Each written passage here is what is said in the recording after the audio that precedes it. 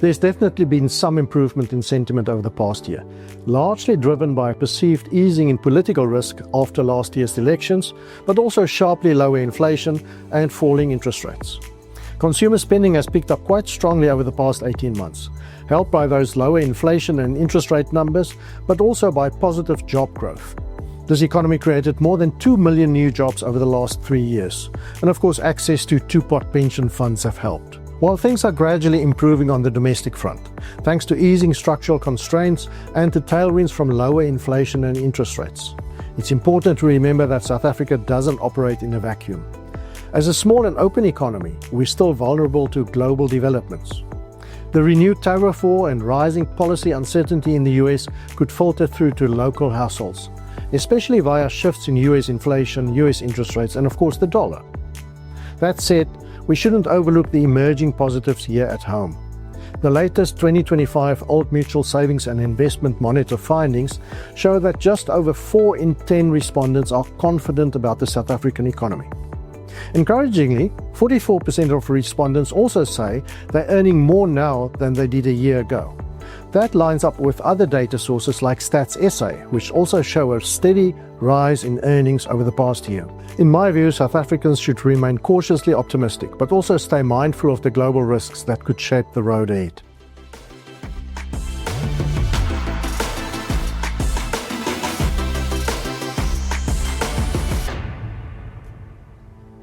Unfortunately, South Africa isn't really a nation of savers, so the recent reduction in household debt is definitely a step in the right direction.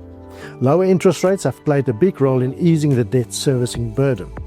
Some of the financial headwinds we faced over the past few years are finally easing, which has helped households cut back on debt and even started improving their savings. If people are carrying less debt, they should have more room to save. That said, as consumer confidence picks up and as banks become more confident in lending again, we could see debt levels rise again alongside the economic recovery. Debt in itself isn't a bad thing, but over-indebtedness can leave households vulnerable, especially when unexpected shocks hit, like sharp interest rate hikes, inflation spikes, or job losses. So it's important to strike the right balance between debt exposure and income levels. If people are stretched too thin, it becomes much harder to keep up with repayments.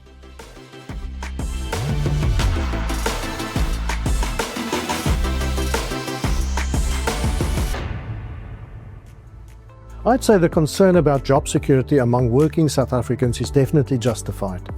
The South African economy has only been growing at around 1% per year on average over the past 16 years. Combine that with a fairly rigid labour market and persistent skills shortages, and it's clear we haven't had the kind of environment that supports strong job creation. The Old Mutual Savings and Investment Monitor report for 2025 really brings this home. Job or income security came out as the top financial priority for working South Africans. About 54% of respondents said they worried about losing their jobs, and that number jumps to 64% amongst those earning between 8,000 and 15,000 rand per month. Our persistently high unemployment rate reflects this long period of weak economic growth. According to the International Labour Organization's definition, South Africa's official unemployment rate hit 32.9% at the start of the year.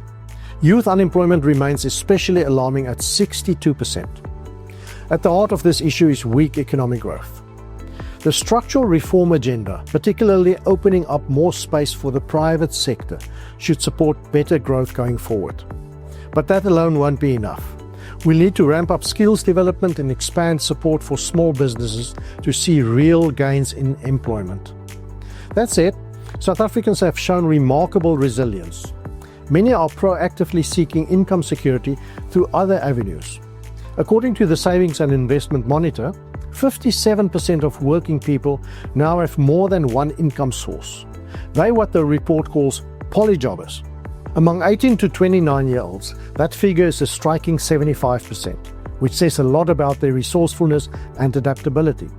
It's an encouraging sign, especially from the youth.